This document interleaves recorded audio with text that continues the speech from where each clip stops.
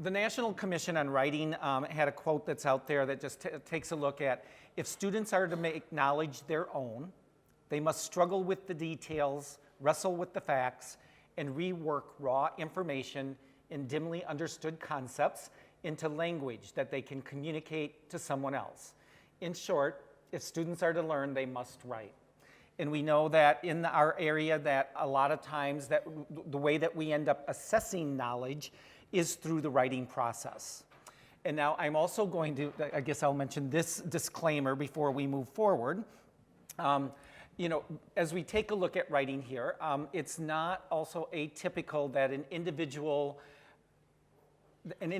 writing level is 1 or 2 grade levels below what their reading level is. And mainly it has to do with the use of language and things like that that you would do, you know, that whole comprehension aspect, the fine motor stuff that we'll get in there. But that's something to keep, you know, in mind, and that's why we really try to look at providing the technology supports and other scaffolds that they need in order to be successful. And it certainly doesn't mean that you wait to teach writing until they're after their area of reading. For many of the students that I worked with, the way to get them into reading was through their writing, because they were very active individuals, and writing is a very active process. And so to kind of gain measure to them, getting them into writing was a really great way to get them active in reading.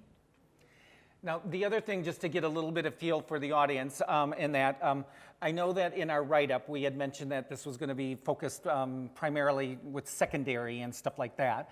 But with that said, how many of you are working with students at the secondary level that might be writing at a first or even pre-K, first, second, third grade level, very young?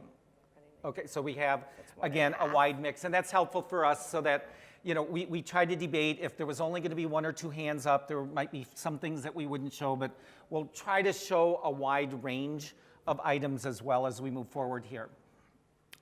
With the activities, this was listed as a bring your own device activity.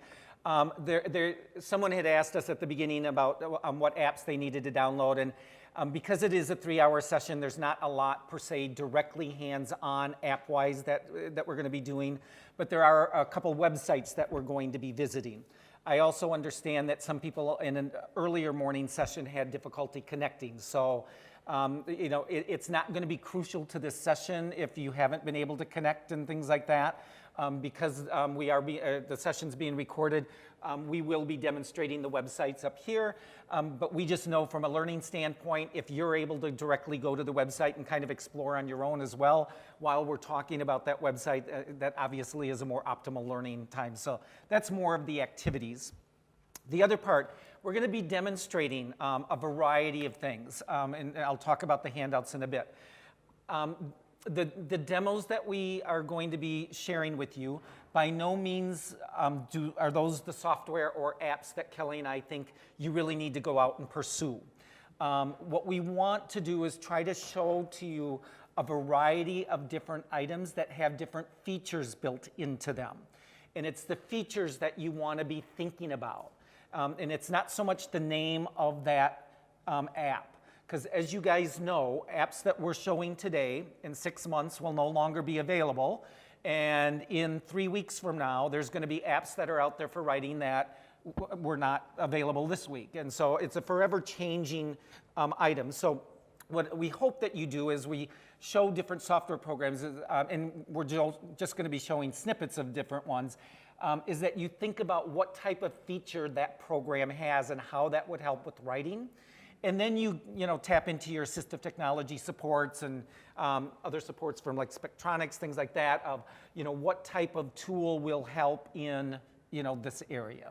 And sometimes we'll be using a particular tool to show you a concept in writing. So it would be use whatever it is that you have as a writing tool, whether it's an app or a software program, because we've not abandoned our computers in this process either. We haven't gone all hog wild iPad